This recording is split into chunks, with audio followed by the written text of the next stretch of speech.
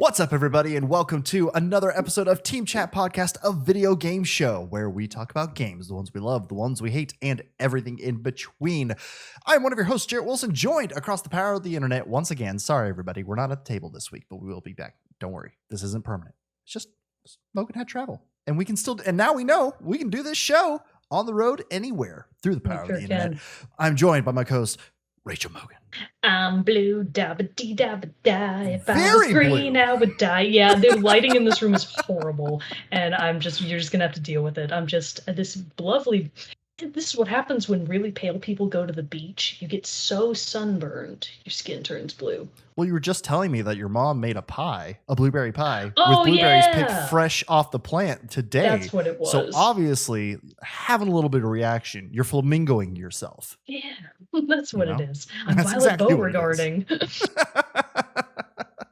Well, Team Chat Podcast, like I said, is a video game show where we talk about games. And you can listen to that show every Tuesday morning at 9 a.m. Central Time, except this week, again, because we had to shift our schedule because it's been the big, wonderful week of E3, which is what you may have guessed this episode is going to be all about. So, like I said, you can listen to those on podcast services around the World Wide Web. Episodes released every Tuesday morning at 9 a.m. Central Time. You can listen to them on podcast services, watch it on our YouTube channel. Links for all that are in the description below. You can find us on social media at Facebook, Twitter, Instagram. Just go to those places, /Team Chat Podcast or at Team Chat Podcast, and you'll find us. Join our Discord server where you can talk about video games with us when we're not here recording the show. And finally, if you'd like to help make the show bigger and better, just like Zach S., Susan M., James K., Ben W., Michael B., Fuchsia Rascal, first time I've ever not said her name right, Andrew M., Michael S., and Brandon W. have done, and Mariah K., she's not on this list, but I remember her as well, have done. They went over to patreon.com/Team Chat Podcast and supported the show like you can do for just as little as $1 a month. And in return, you'll get cool perks like getting the episodes early before the general Tuesday release, access to a private channel on our Discord server, the Rogues Gallery that is specifically for patrons, and a lot of other goodies along the way. But if you can't do that, that's no big deal at all. We totally understand. And there are a ton of other ways that you can help support the show and help make it bigger and better, such as telling your friends, writing us reviews, subscribing wherever you listen to or watch the show, and just putting the good word of Team Chat Podcast out there on the old interwebs or to your friends. All that good stuff helps make us bigger and better, and we love and appreciate each and every one of our listeners, viewers, patrons alike. We get to do it properly this time. We get to do it real. Yay. Woohoo! Heart emojis. Heart emoji. But before we get into the main topic of the day, talking about all that E3 goodness, let's get a little bit of news and what's coming out soon in our Moment with Mogan. Okay, so as of this week, the week of June 14th, we have Among Us coming to Xbox Series X and S and Xbox One on June 15th. We also have Strange Brigade. This was actually one of the games that was just announced today during the Nintendo Direct, and it was one of those, hey, here's a game, and it's out today. So always fun when that happens. Always fun when that happens. So Strange Brigade... God, why can't I say this? Strange Brigade is out now for exclusively the Nintendo Switch. Dark Alliance for PS5, Xbox Series XS, PS4, Xbox One, and PC is coming on June 22nd. Also on the 22nd, we have Ender Lilies, Quietus of the Nights. That's actually a fun name. That's coming out for Switch and PC. So is Lego Builder's Journey for Switch and PC on the 22nd as well, along with Olympic Games Tokyo 2020. Uh-oh, that title didn't get updated. We'll assume that's Olympic Games Tokyo 2021, the official video game that's coming What up. if they still, with the Olympics this year, they still just call them the 2020 Olympics? Maybe all the marketing budget was already spent and they couldn't afford to update it. Well, we're stuck with it. Well, we're just going to pretend 2020 was a great year. Anyways, that's out for PS4, Xbox One, Switch, Stadia, and PC. And then on the 23rd, we have Worms Rumble coming to the Nintendo Switch. And that gets us through into next week. Very cool, very cool. Well, all right, ladies and gentlemen, it is June 15th today, right? Yes, June 15th. And the last big presentations and conferences of E3 have now concluded. I know there's going to be still a few things throughout the week. I know on the 17th, that Xbox is doing another extended showcase to go a little bit more in depth into their games there, which I'm going to be checking out, and you should too, because it's going to be hosted by Gamertag Radio's Paris Lilly, and he's going to do a fantastic job doing that. I've become more familiar with Gamertag Radio and Paris over the last 2 years or so, and he's just an awesome dude. And he is like full of fun energy, does, it just gives great insights. I've loved following him on Twitter and stuff like that. So you should really go check that out, because I bet that showcase is going to be a blast when he does it. But it was an interesting E3 also this year, in the sense like what was kind of, Mogan, your overall reaction to it? Like, to be honest, completely honest, there wasn't a ton of stuff that I was over the moon about, and was super excited for. It was like stuff I already knew was coming out. We got updates for, Yeah. and that's cool and exciting to keep getting those. But some of the newer things, even that were announced, didn't really get me that excited. But there were still some good ones in there that we'll talk about here in a bit. But what did you kind of feel about it? Well, so I kind of felt the same way about the majority of E3 this year, just in that most of the things that were announced, I either felt like we already knew about, like you said, or they were just things that I wasn't that interested in. Yeah. Like, particularly with a lot of the Xbox gaming stuff and Ubisoft and whatever, those games aren't often up my alley. They sometimes are, but they frequently aren't. But the Nintendo Direct specifically, I feel like had an interesting trend of, remember these weird franchises that everybody forgot? We're bringing those back, baby. And honestly, I'm here for it. So none of these are on my list of things that I was personally excited about. But I should be more excited about this, because I've never felt more blindsided by an E3 announcement before than by Fatal Frame. Dude, the Fatal Frame games are old AF and niche. And I mean, Nintendo loves niche games. So the fact that a new Fatal Frame game is coming out for the Switch, and it looks pretty awesome, I'm actually really excited about. The reason that I have so much, I guess, like, nostalgic attachment to Fatal Frame isn't even because I played them. I had a roommate in college who was studying Japanese, and she would play the Fatal Frame games in the Japanese, and I would just sit there at night and be like, gosh, this is spooky. I'm into this. I like what's happening here. So it was just like a fun time. Like, she would play the games, and I would sit there and be like, watch out, behind you. So they're really fun games, and I completely understand the kind of person that is probably seeing a Fatal Frame revival and going, finally, it's finally happening. And another thing that I'm not actually sure, they didn't announce it in the Direct. I can't remember exactly what day they announced it, but I mentioned this on the Discord that the Ace Attorney Chronicles, the Phoenix Wright games, Ace Attorney Chronicles has been newly announced, I think. And it's still the typical Phoenix Wright Ace Attorney formula of like fun detective and investigation game, and then you go to trial and you have to defend your case. The Ace Attorney games are amazing.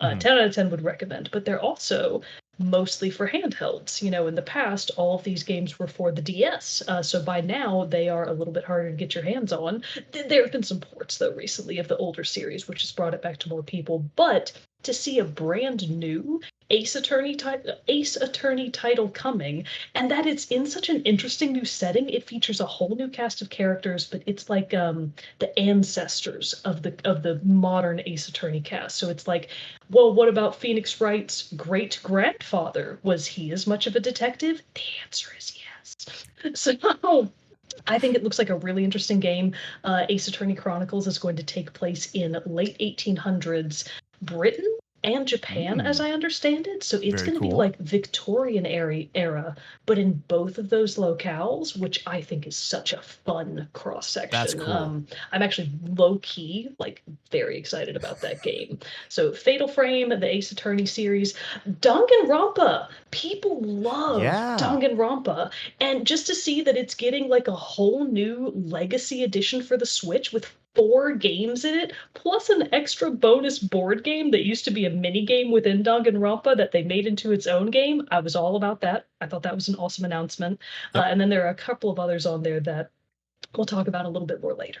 Ooh, a little tease. I like it. Yeah, it was, I'm wondering, and I've seen a lot of conversation around it. So this isn't like this is my first original thought. But like obviously we're kind of seeing the effects of the pandemic and all Yeah, that. And that's probably I agree. part of why there weren't as many like bigger announcements and all that. But that does make me wonder if that is why we're seeing a lot more announced like reboots, remasters, because I'm wondering again, not knowing the ins and outs completely of game development or anything like that, or even probably close to what those are. But that kind of seems like could be like a okay, we can't put as much effort into these bigger games that we're trying to get off the ground right now. What if we do this? I don't know, but it's still pretty exciting to see because there were a lot of like you said remasters or like collections announced and different things like that. Because like aren't the Final Fantasies, aren't those the old like Final Fantasies getting Yeah. like oh Yes, you're put right. into The a collection and really stuff? yeah, it's like the oldest Final Fantasies. I forgot Yeah. about that one. I was actually really jazzed about that because again, those games are hard to play Hmm. nowadays, and it's super fun to see those come out. The other one was the Advance Wars game. Yeah. That's an old series that I feel like people haven't heard anything new from in years. So there was Yeah. all kinds of stuff that's just like, wow, look at all these things crawling their way back to life. Pushing their way up. Yeah, I was happy to see it. I'm all for revivals. It makes me feel like the Legend of Dragoon. Could It one might day stand a reappear. chance. So my wish list of wish lists is, of course, that the Legend of Dragoon will eventually get a remaster. And this isn't even a remaster. I've mentioned it before. I just want a hard port of Golden Sun 1 and 2. Put it on Mhm. the Switch. That's all I want. You don't have to do anything to it. And this gives me hope that if Fatal Frame can get on there, they got to get Golden Sun out there, man. He was one of the most successful Game Boy Advance titles ever made. They Yep. got to get on that train. It was really interesting. I was watching IGN's pre-show before the Nintendo Direct presentation today, and one of their hosts said like he would really want it. He was really hoping to see like a Game Boy Advance presence because there hasn't been a lot, and then we got that with Advance Wars and a few others. So it was kind of like, oh, the okay, should we talk about the little thingy, the Game and little Watch? thingy. Oh yeah, That was so weird. that was weird. That was Here, weird. and that's what I said in the Discord. It was like, here is one of the most revered franchises in all of gaming, Legend of Zelda, having its 35th anniversary this year, and we're not gonna. And here's a weird $50 device that has 4 games on it, the old Zelda games, and there was another one too, like associated to Legend of Zelda, but it's not like called Legend of Oh, Zelda. the whack-a-mole game. Yeah. Where That you're I can't remember Link. what it's called now. I'm completely blanking on it. But yeah, and then it's like, but you can play those on this weird little device that It also was has a like, clock built into the maps that you're playing on. And I was like, excuse me, what? what the fuck is this? Yeah. I It like was an odd choice, I gotta say. usually I'm all about Nintendo's more whimsical ideas. And this one definitely falls into the whimsy category. Yeah, But just a bit. even I was like, really?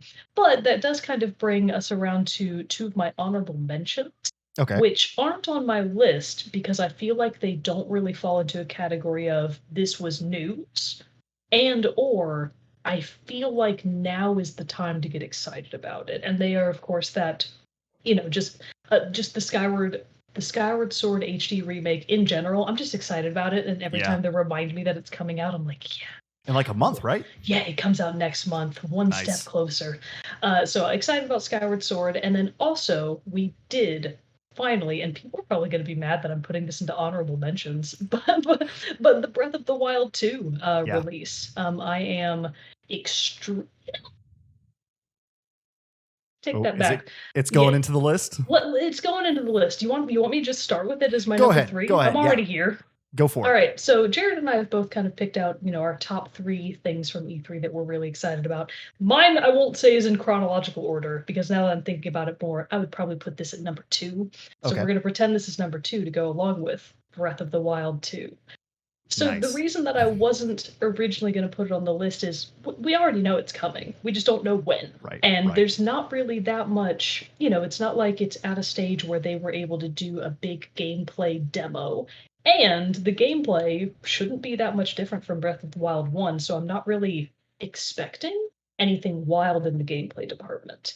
But what we did get from the new kind of promotional trailer, couple of things that were extremely exciting. Number one, Link's hair is longer and wilder than ever And before. flowing in the wind. Flowing. He apparently lost his hair tie. Where it went, we don't know, but he lost it. He doesn't have Ganon that stole it. anymore. Ganon stole.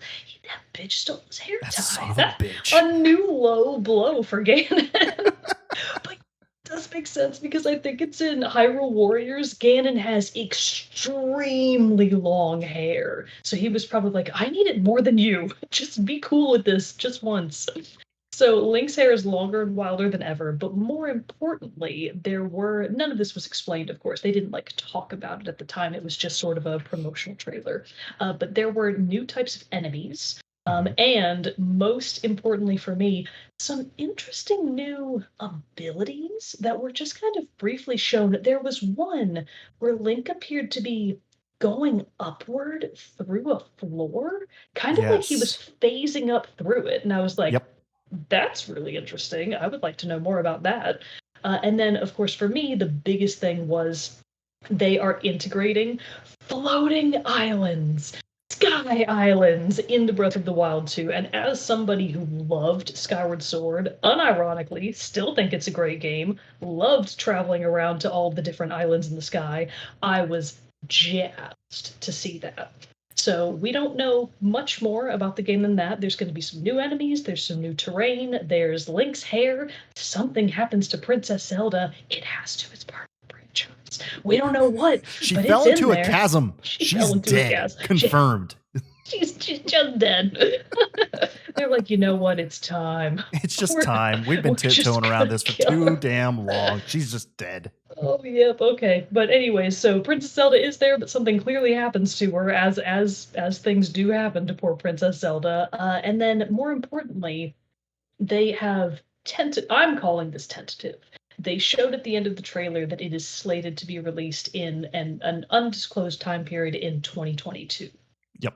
I'll believe it when I see it. Yeah. I'm marking down Q1 2023 as when I think it's going to actually come out. It's probably going to release on the anniversary day, like in March or April or whenever the first game came out. They're going to do it in 2023. That's what I personally think is going to happen. I agree. And this just ties back into our conversation that I would be very surprised if this wasn't one of the games that was highly impacted by coronavirus because Japan went into extreme levels of lockdown. So that had to be a factor behind this game. Maybe they even wanted it to come out in 2021 and they just realized it wasn't going to happen. Yeah. So who knows? Who knows? Let's see. So one of my favorite things, I'll go ahead and just jump into it. It was supposed to be my number 2 as well, but since we already kind of mentioned it, I'm going to go ahead and say it first. I am honestly hyped as hell for Advance Wars.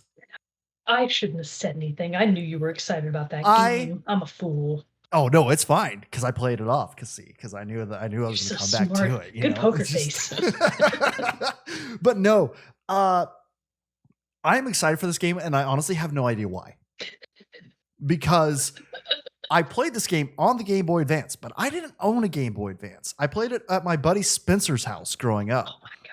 He had the Game Boy Advance. In fact, when I saw the trailer, I texted it to him and just said, "Dude, like it's back," because it was one of the games he played a whole lot, and so I saw him play it. But then, in terms of me actually playing it, I guarantee you, I've put in less than 10 hours. But I just have very fun memories of playing this game over at his house with him. And we would be like talking about like our strategy of how we were going to take it because it's a very turn-based. It basically plays like a board game in a way. And in fact, it really is that, just a glorified like turn-based tactical board game. In fact, in the new presentation of how it's looking on the Switch, the map looks like it's a board game because it's got like a little like wooden box that it sits in and all this stuff. But something about it, and I, it's very funny how a turn-based like combat and stuff like that in JRPGs, I'm just like, no, thank you. But put it into a turn-based like strategy, like Civilization or something like this, I am 100% down for.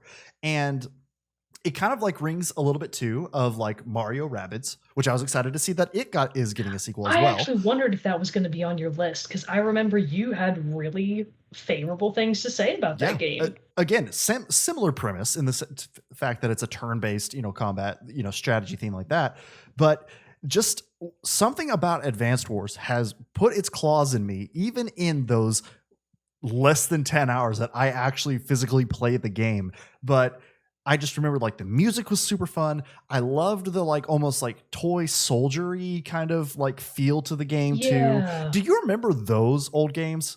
The like toy soldier, like it was like PS1 had to be, or maybe even in 64, but it was like the little plastic army men. And you would play as the like it was like a third person, first person shooter kind of thing like We that. had But Tekken and Spyro, and that was like it. And Crash Bandicoot.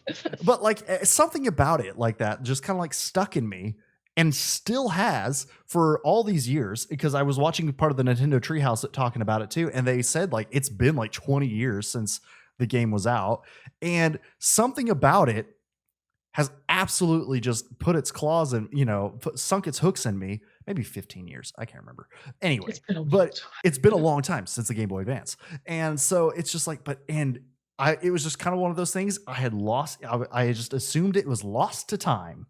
And now here it is, gonna be able to be on my little Switch. And I am hyped as hell to get to play this game and actually play it all the way through. And not to mention, it's not just the first one, it's 1 and 2. And they said in the Nintendo Treehouse, it's like a complete, like from the ground up remake. It's not like it's just retextured. It is just like redone completely. So, yeah, I can't necessarily explain to you why I'm so hyped about it, but honestly, that was Advanced Wars should have probably been my number one, because that was the thing that it came up and I was like, you're shitting me. This is it? It's happening? And I got so excited for it. I mean, yet I've played less than 10 hours of this game. Well, that doesn't surprise me at all, though, because between the two of us, you have the more strategic mind, and this definitely feels like the kind of game that I feel like you're going to absolutely love, and being able to play it as an adult with a thinking adult brain that can like make better strategy. Plus, in terms of production value, it looks so cute. What a cute looking game. I like how even like the units, when they roll up into the battle screen, they almost look like clay. Yes, it's like the CGI is like almost like a claymation look to it. They look like little toys, and I really love that they went all in with their theme. It looks really cute. Strategy RPGs aren't usually my thing, but I would give it a try. If somebody else owned it, I would give it a shot because that game looks really good. I see the appeal. Oh, for sure. So yeah, Advance Wars. I was hyped as hell. And so before we get too much, I think we didn't necessarily explain it too much before we got started, but I know in past years we have like gone conference by conference and read through everything. We're not going to do that this time because, like we said, there was just a lot of it. Either I was not very familiar with, or so we're just sticking to our top 3 favorite things that we pulled from the whole conference. And then we're going to have some honorable mentions, and then maybe some things that we're going to talk about that we felt were missing and were surprised we didn't see anything else about. But so what was another one of your favorites then? If you already had wow, I blanked on it for literally 10 minutes. Thank you. Breath of the Wild 2. If you had that one, what is another one of your favorites? So this one actually would have been, I guess, my number 3. I'm realizing that now I've thrown off my list because there's technically 4 now, because I was going to count Breath of the Wild as an honorable mention. But we'll call this one kind of an honorable mention as well, because I don't have that much to say about it, other than Back from the Dead, because it's Monkey Ball. It's Super Monkey Ball. You have no idea how much on the GameCube. I guess it was a Super Monkey Ball or maybe Super Monkey Ball Deluxe. I don't remember exactly which version we have. I think I still own our copy. Ooh, I wonder if that's worth any money. But we played Super Monkey Ball, which I think is the version we had, to death. I have so many extremely fond memories, not just of playing this game on my own, which I did a lot, with Bro Mogan, which I did a lot, and more like with friends that I had. I remember playing this game a lot with Jesse Janae, Sarah Moore, a bunch of my like childhood friends, Yeah. because we loved it. And we would just take turns, passing the controller back and forth trying to get through the levels. And the game specifically that's coming out that I'm jazzed about is Super Monkey Ball Banana Mania. And it is essentially, I think, a collection of Super Monkey Ball games. It has, yeah, compilation of classic Simian courses. So it's got quite a few of the different Monkey Ball levels, I think, that are just sort of remastered, and then a bunch of the mini games that are also really fun to play with your friends. So this Nice. is a game that I can just envision having a ton of fun playing with friends again, and of course, having a raucous good time playing on your own. So, for those of you that are unfamiliar, the premise of Super Monkey Ball is you're never going to believe this. You're a monkey in a Okay. ball. Yeah. Oh, Yeah. are you super? You are pretty super. Nice. So you are Okay, a cool. super monkey in a ball, hence the name. And it's Nah. one of those, those physical tilt puzzles where you're trying to Yes. tilt a ball through a maze. Mm-hmm. That's the exact premise of Super Monkey Ball. You're trying to tilt the physical land that you are on, like through what is basically a race course, kind of, but you're Okay. just trying to get to the end. And a lot of the fun has to do with time trials. How much of the level can you skip using stupid physics to get from point A to point B? How many bananas can you collect? And of course, the mini games are just classic fun. So I'm legitimately very excited to see Super Monkey Ball not necessarily making a comeback with a brand new game, but just continuing to be in the public presence. It's a series that I love, and I'm happy to see that it's not just going by the wayside. Awesome. Very cool. Speaking of mini games, not on either of my lists, but just since we brought it up, mini games and stuff, the Super Mario Party collection. Yeah. That's pretty cool that they're doing that. Like all the old, obviously pre-Switch ones, they're gonna bring. It's like All Stars or Superstar, something like that, I believe. And it's gonna have Mario like Party Superstars. Yes. superstars, and so it's gonna have like all like the old boards, old mini games, and stuff like that from multiple Mario Party titles in the past.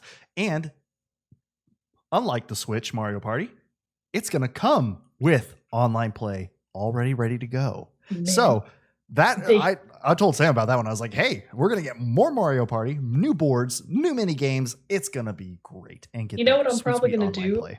I'm gonna sell Super Mario Party and get this one instead. Well, yeah, Because and that was the only yeah, thing that sucked, because I was like, it's another $60 game.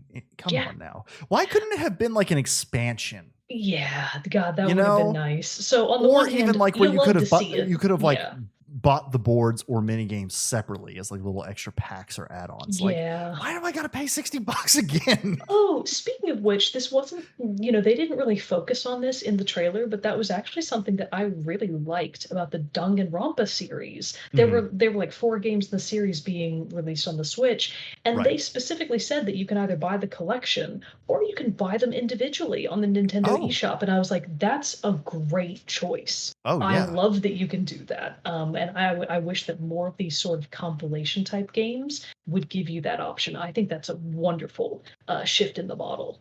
Yeah. Especially too as stuff veers towards more digital.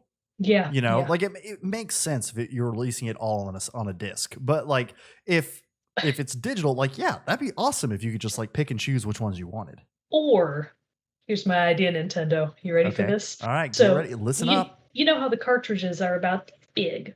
Yeah.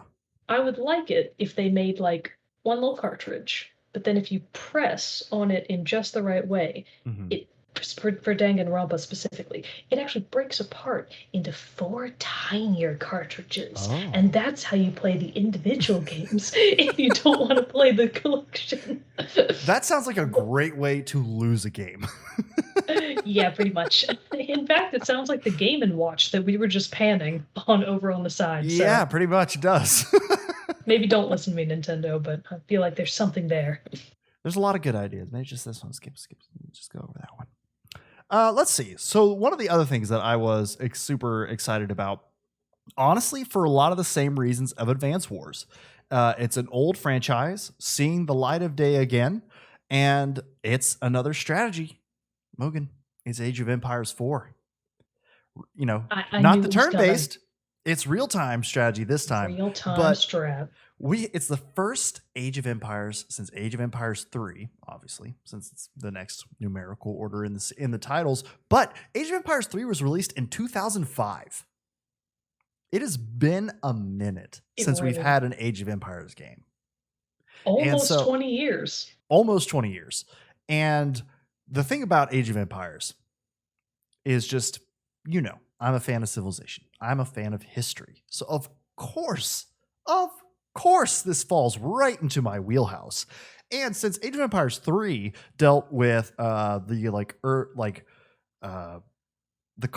American colonies and like even some like of the Western frontier, the Revolutionary War and stuff like that, in its campaign, or the early settling of America, I would say, that this one is moving though back to kind of like a mix. It's going to take place. You're going to be you get to play as like Joan of Arc in one campaign line. You'll also take place, I believe, as Genghis Khan. And some of it is in India, as it takes place in India as well. So it's just like a brand new settings for kind of these things. It's gonna, or for Age of Empires, not necessarily. It's not the first time you got to play as the Mongols. No one has ever played as Joan of Arc before. Wild. But so, also, it was super funny though. I was looking at the Age of Empires 4 website before we started, and in the like news post they had on there talking, just kind of like recapping all the various stuff about it from what they talked about at E3. The first comment. And I was like, this is so appropriate for a game like this. The top comment was somebody being like, well, actually. Oh my God, was it really? Joan of Arc, it is disputed that Joan of Arc ever actually fought in battles. She carried her banner and was more of a banner woman, held that and never actually took part in the combat, much less charge headfirst into a battle on a horse wielding a sword twice as big as her. And I was like, what? They just couldn't stand it. Their hatred for women could not be contained. But I was just like, good God. So it is both ridiculous and funny and sad. Yes, that was immediately all the things I said. I was just like, really? God. That's where we're going with this? No, whatever. But I was just like, also nerd. Did you just call it nerd? Yeah, right. It was just might have been like a nerd, but it was just like I was like, come on, dude. But anyway, Age of Empires, real-time strategy game. You build your empire from the ground up. You start off with settlers and you build it into a military force, and you can obviously play through just like a campaign scenario, like the Joan of Arc storyline, like the Genghis Khan one. Or you can obviously do like more of a free play situation. There's multiplayer.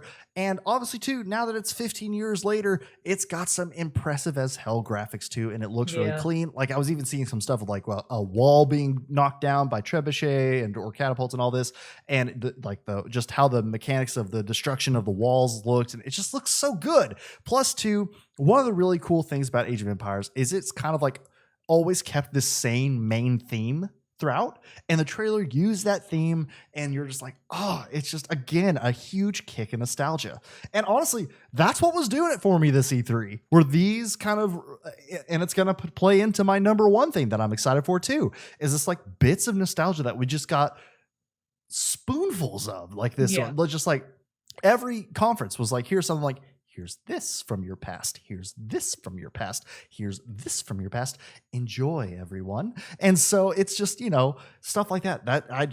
Age of Empires 4, I know we didn't necessarily get anything new about it other than the fact that you got the new trailer and stuff like that, but I couldn't resist. Still hyped as hell. Yeah, sometimes you don't need much more than that. Sometimes you just want to be, like with the Skyward Sword thing. I just wanted to be reminded that it's coming so that I could be happy about it. Exactly. So what is another one of your favorite things? So this one is really just kind of, I feel like an obligatory mention. I am excited about this game, but it's one that I will probably, maybe not buy at release, largely from the standpoint of intimidation factor, but it has to be mentioned that we finally got real information about Elden Ring. The new Soulsborne in town. It is from director Hidetaka Miyazaki. who I believe worked on some of the other, big bads of Soulsborne, Dark Souls, and or Bloodborne. So he's incredible, and he does some amazing storytelling. This is also the game that this particular piece doesn't appeal to me, but I know that a lot of people are really jazzed about. George R.R. Martin is providing some of the writing for the game. I don't know to what extent, but obviously there are loads of people who love the game. Song of Ice and Fire. Yeah. I don't read, I I don't hope read. he's finished the writing that he's doing for this game though. Burn. Sony was like, bro, we've got deadlines that are different than yours. You cannot be doing that. But like, who does that? Like, again, I'm not an author, but like, you've got this huge series that people are still waiting for the conclusion on, and you jump to a completely other project.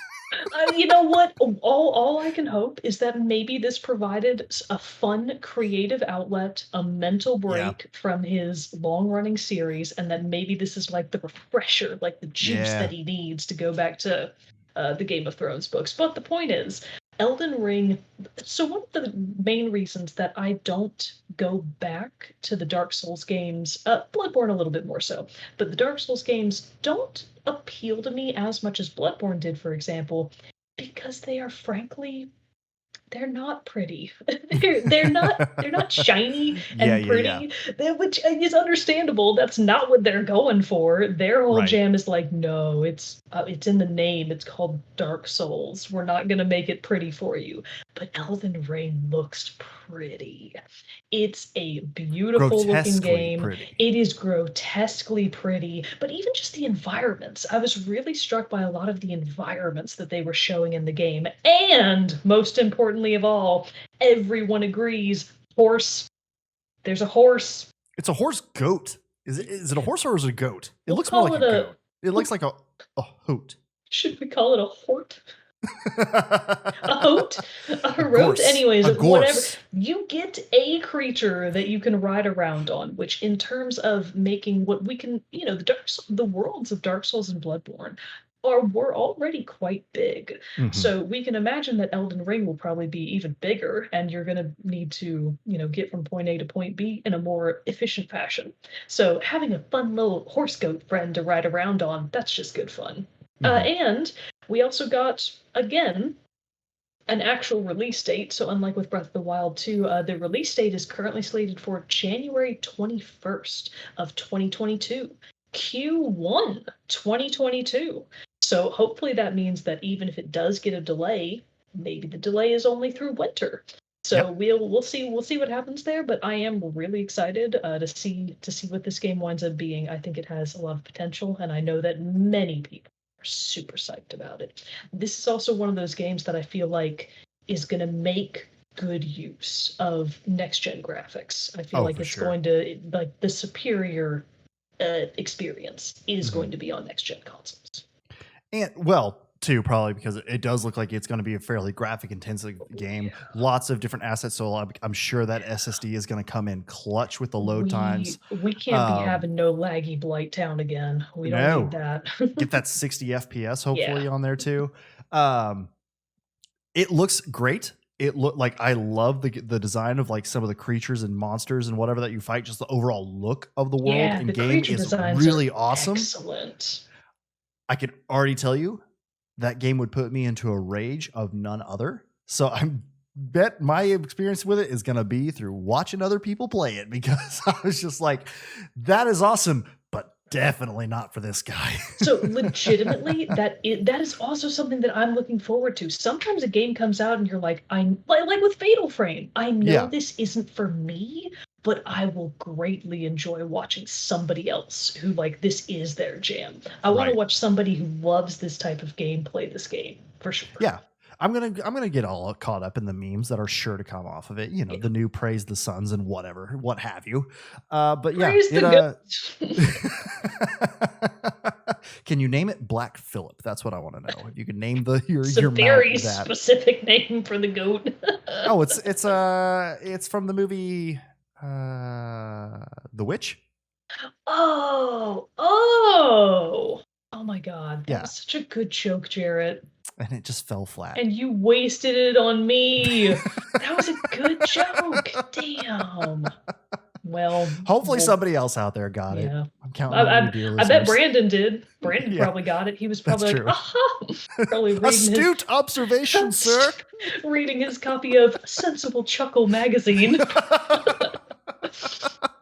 Oh boy. Anyway, so Elden Ring, and that's not my last one. My Okay. number one is still to come. So we just there's four for me. That's Okay, number okay. two. I think I know what your Oh, number you one do. is going to Yeah, be, you know what it is. and You know. it's gonna tie into my honorable mentions. So we'll roll into that Okay. next here in a bit. But for my number one thing that I'm excited about, it may be basic, but I'm pretty excited about Halo Infinite. I hoped that at least because I looked at Halo Infinite and I was like, well, that's not really for me. But I had Right, hoped right. that you were going to be excited about it because I'm excited for Halo fans. You know, it's just like not for me, but I'm happy for you. Yeah, yeah.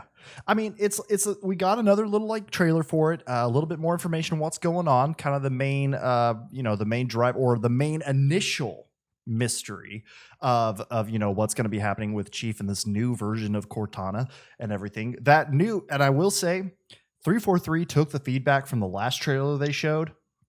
This game looks pretty. Yeah. Like I will say, if you went back and listened to our reactions where we first talked about that, when we talked about the first reveal that we saw for Halo Infinite and that first gameplay trailer and all that, and everybody was like, this doesn't look next gen, this doesn't look new, this looks like Halo didn't. 1. I said then, and I still kind of hold to it, that didn't bug me. I kind of liked that more retro aesthetic to it, that harkening back to the old Halo. And so, but still though, seeing these like new and like I've seen like comparisons of like the battle rifle from that initial or assault rifle from the initial gameplay reveal to this new one, and my god, it does look 10 times better. And and it has. But what's nice is even though they may have changed course on that, from what we saw in the gameplay, especially the multiplayer that they showed off, there's a lot of old Halo in new Halo. And that is what's really cool. Like the ability to be able to throw a grenade and it explode and it launches a weapon into the air that you can then catch and use. Like that's old Halo stuff. I loved that this is a new thing, but that there were going to be like a grapple gun that you could use to both A, traverse places, but then also B, you could shoot it at a gun or something on the ground and pick it up and use it. That stuff is all really cool. While I am excited for the single player campaign and to see where Master Chief's story goes next, I am real excited about the direction that they chose to go with the multiplayer and some changes that they're making to that formula that I think are going to have some pretty good repercussions, and also tipping hats off to them for going there. In the sense that they're making the multiplayer for Halo Infinite free to play. So obviously everybody's like, okay, well, cool. We understand what comes with free to play games is, yes, microtransactions. And you would be correct with that. But also it's allowing for an even deeper level of customization to your Spartan. And this is one of the things that, like, going back, talking again about the nostalgia, and see this, another reason why this game is up on the list for why one of the things I'm most excited about from this year's E3 is because playing Halo over at my buddy Spencer's house, that was the thing of like, we would all outfit our Spartan with our own specific look. Mine was like a dark gray overall with red highlights to different features, and it was super cool looking. But now I can look at all the customization that I'm going to get to do to my Spartan in Halo Infinite, and I am just, it's going to be cool. I'm going to make that dude look badass. Plus, they added in that in like the first battle pass, the first content drop that they're going to be having, you're going to be able to get like a samurai armor set for your Spartans, and it looks amazing. So that is all very cool. But the big thing and the changes to kind of what they're doing with the free to play format here is that, yes, to help support the game and for additional content and everything like that to it, and since it's free to play, they are going to be doing a battle pass system. But here's the difference. They will not expire. They're not timed. So like in Apex Legends, Fortnite, you buy that season's battle pass. Into that season, if you didn't level it up all the way, you're done. You don't get to unlock those things unless they bring them back in some other random sale later on. But for me, I'm a very frugal person when it comes to my spending in like the free to play games. I honestly have maybe spent less than $50 in Apex Legends Oh yeah, because I for would buy sure. a battle pass, get up high enough that I would earn enough in-game currency to then buy like the next season's battle pass. So, they're in what, season 9 now, and I've maybe actually only bought 3-4 seasons. So, and then like one skin once, then I was like, that was dumb. I'm not doing that because they're too damn expensive. But still, it is annoying though that it's like, okay, I paid $10, less than $10 if you factor in to make up for the currency that I didn't earn in game. But like hardly ever, but I actually don't think I've ever completed a battle pass because that's a lot of hours. It's a It's lot of commitment. it It's is a so lot of much commitment. It like has to time. be the only game that you're playing. So it's kind of sucks in one way. Like I like that it's like kind of puts that urgency to it where it's like, oh, I need to play, and which is kind of fun. I do appreciate that like little kick in the pants to keep you going. But at the end of the day, it is kind of like, but it really sucks that I can't get everything because I just don't have the hours in the day. Yeah. So, them not expiring is awesome. So you can have like multiple battle passes that you're still working through at any time, trying to get all the content. And it would let me really feel like I could be even more particular about which ones I wanted to buy or everything, because I would be looking at it like, you know what? I got all the time in the world, basically, because I know Halo Infinite's multiplayer, it's not like it's gonna die 2 months after the game releases, Which is a threat nowadays. Some games follow Yeah. that path. Exactly. But Halo's so established, there's no way that that's going to happen. And so like I'll have all the time in the world to get to play the battle passes and unlock the cosmetics that I want to unlock. The other cool thing about it is, hey, maybe I put down the game for a couple months, half a month, I mean half a year, whole year, and then decide later, you know what I'm missing in my life? I'm missing some Halo. What did I miss? You can go back and purchase old battle passes. So the whole game, all the content to it is available at all the time. And I think that is so smart. And I think that's a great way to like revitalize the system that, while it's not predatory, it's not scammy. It is like, unless you dedicate the hours to it, which are going to far outweigh the money that you're spending in the game and, and everything like that, you're not going to get these cosmetics unless, I guess, you buy the like level 100 of the battle pass right off the bat. But I'm not going to do that. No. So it's like, this looks like a fantastic, and even though there's not like a battle royale and all that stuff in here, I'm still just like, good, because that's not what Halo is either. It's like this. Yeah. Halo has been about these very intense multiplayer matches based on team free for all, stuff like that. And so it's just going to be awesome to get back into Halo. It's going to be awesome to see all these like old things from the game being presented and brought into this new game. Not to mention, you're going to get that brand new story with Master Chief and this new version of Cortana, and see where that takes us on this new Halo ring, the most expansive and like explorable one yet. The possibilities are infinite. Ooh. Come on, that was a good one too. I'm on a roll, Mogan. So, I mean, I don't really have anything to add to that conversation that you didn't already cover. Other than that, I was very pleased to see that this trailer spent so much time focusing on the multiplayer, because I completely agree. I feel like that's really where the core appeal of Halo has been for a very long time. So I'm glad to see that they were putting that at the forefront. It does look worlds better than it did previously. And I just feel like, I'm totally on board with you. I love the idea of making battle passes that don't necessarily expire, that you can go back and get at any time. And I really hope that I don't really play any games that this kind of applies to, except for maybe Fall Guys. And I suppose technically Rocket League for the brief amount of time that I played that game. But if other studios and developers wanted to follow suit, I think that would be a great shift. I hope that this is just the first one to do it, and that after this, others will follow. I agree. All right, Mogan, what is your top game from E3? This ties into both what was missing and what was a wonderful surprise. So what was missing, even though they kind of stated in some sort of, maybe not press release, but there was an article that I posted in our Discord where it said that they were going to be talking about Metroid Prime 4 at the Nintendo Direct. They did not. I think they very briefly mentioned that they were maybe still working on it, Yeah. but we got nothing about Metroid Prime 4, which was a bummer. But we got we got something that I'm really honestly probably as happy about because it's a different take on Metroid that I love just as much.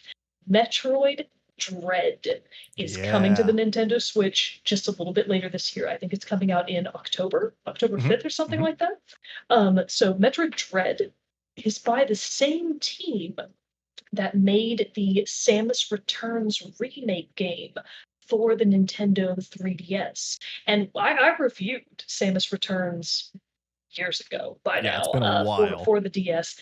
Love that game.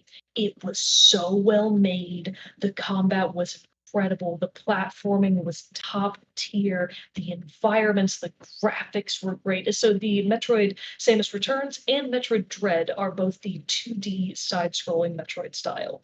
The godmother, as Brandon said in the Discord earlier, the godmother of side scrollers. Like Hmm. Metroid is one of the oldest side scrolling platformer games. And to see them come out with what is essentially a new, like brand new, not a remake, a brand new Metroid game in that same vein is so exciting. And this also just ties into the sort of theme of revival. Let's revive Yeah. all these old series that everyone has forgotten about because honestly, it was starting to feel like, even though Metroid is so synonymous with platforming that we now have the term Metroidvanias, where has Metroid been since Samus Returns? That was Hmm. really the last big release that kind of anybody can think of. And Other M, oh god, what a tragic flop.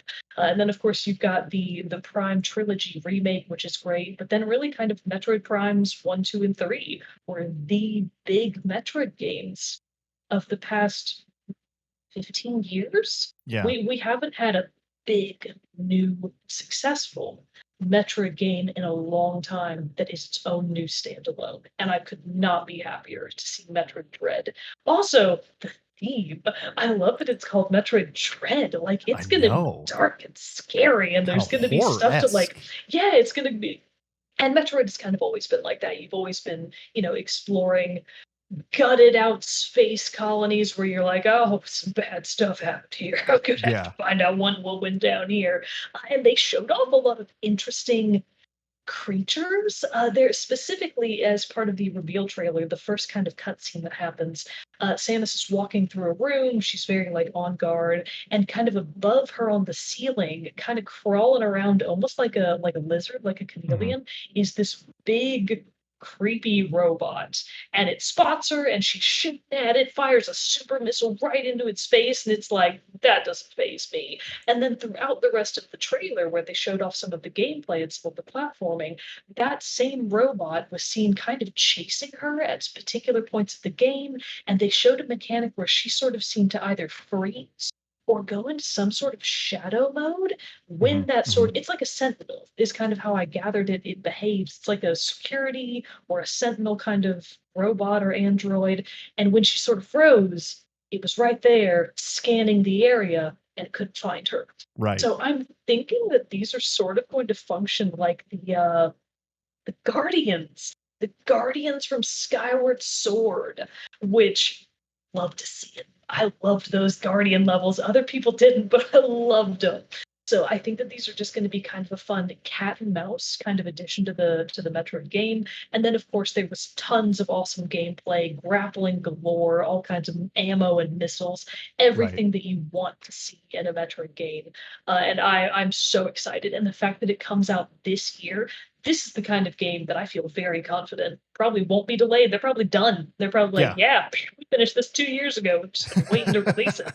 And another thing that I'm excited about is, of course, this is on the Switch. This isn't a well, it is a handheld game, but it's Right. not Right. technically just a handheld game, which gives me a lot of hope that this is going to put Metroid back on the map and very back and present in the minds of gamers and people who love Nintendo IPs. And it might even, regenerate some renewed interest in Metroid Prime 4 and just in Metroid in general. Maybe this is kind of the kick in the pants that gets the Metroid Prime trilogy ported to the Switch. I would love to see that.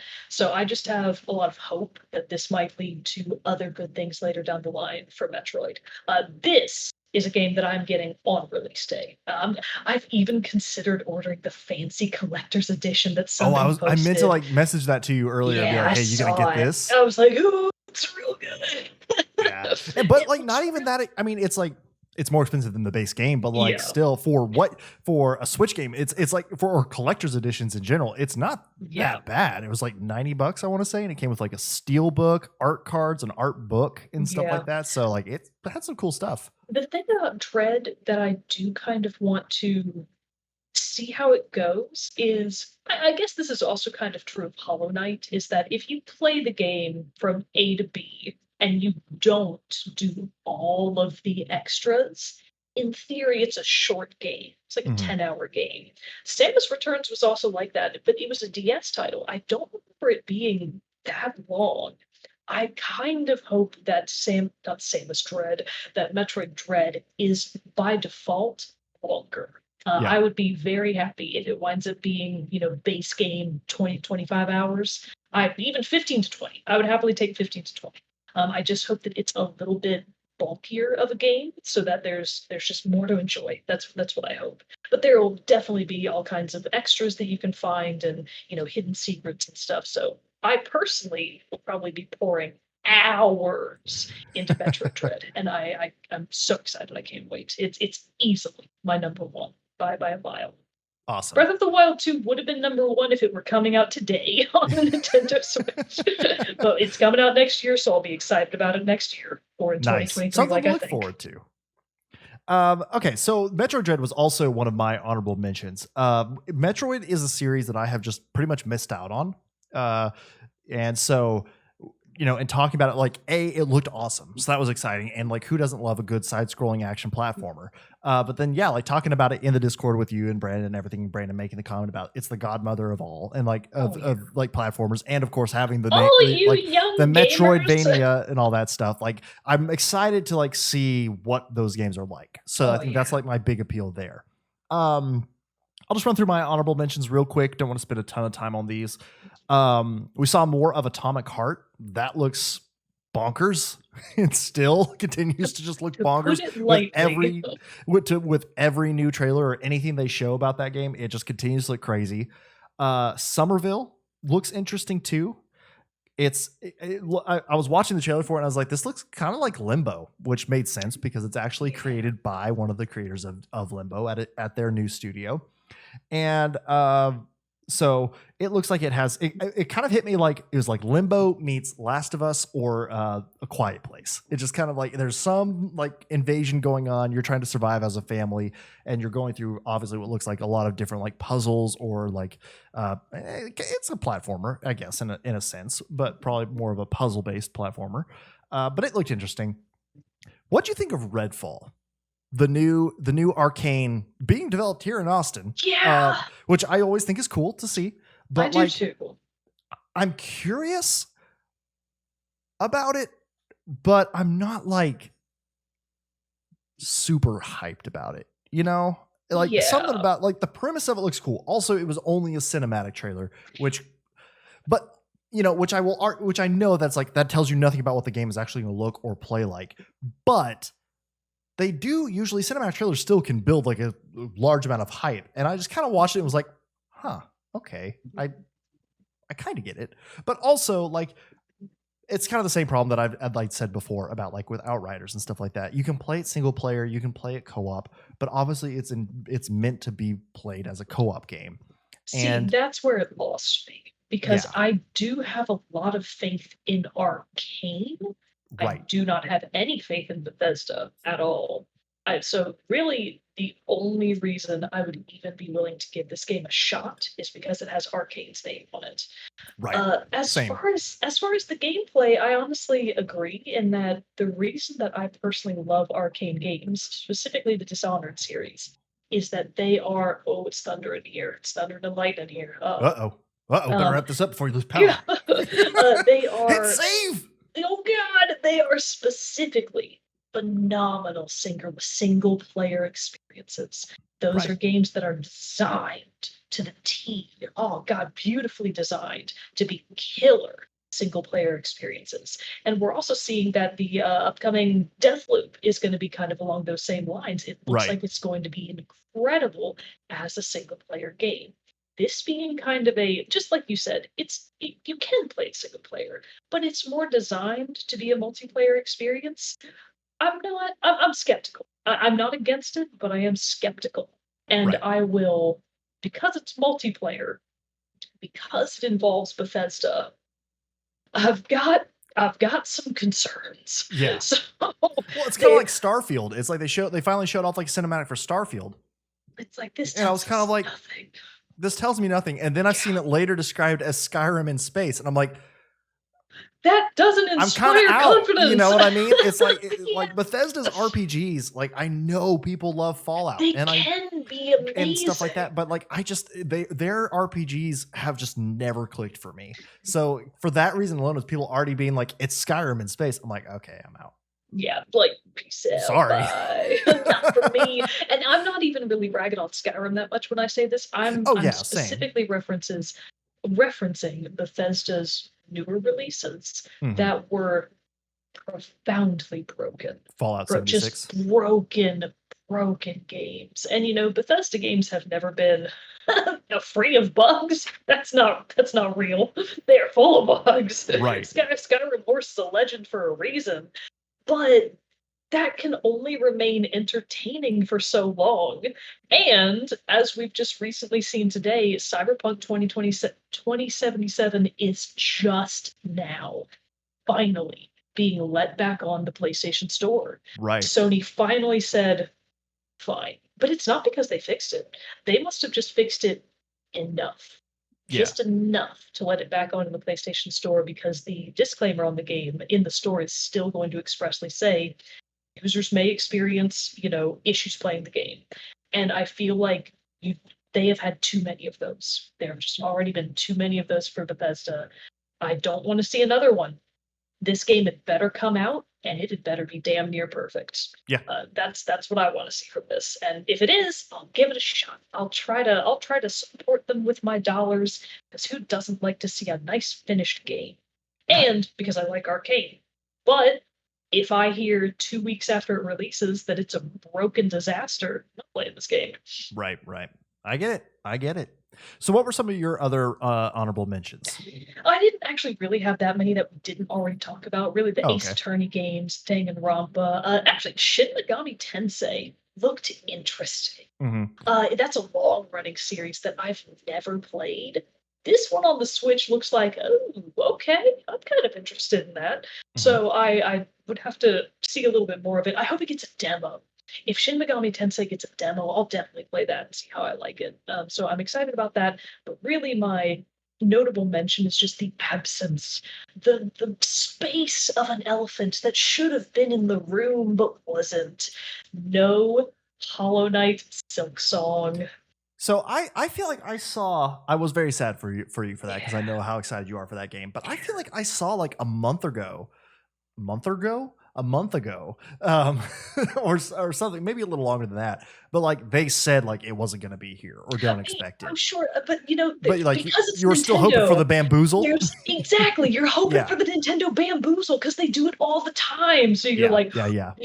Maybe it'll be there. So it wasn't, and that's a bummer. But it is what it is. That's the kind of game I'll wait as long as it takes.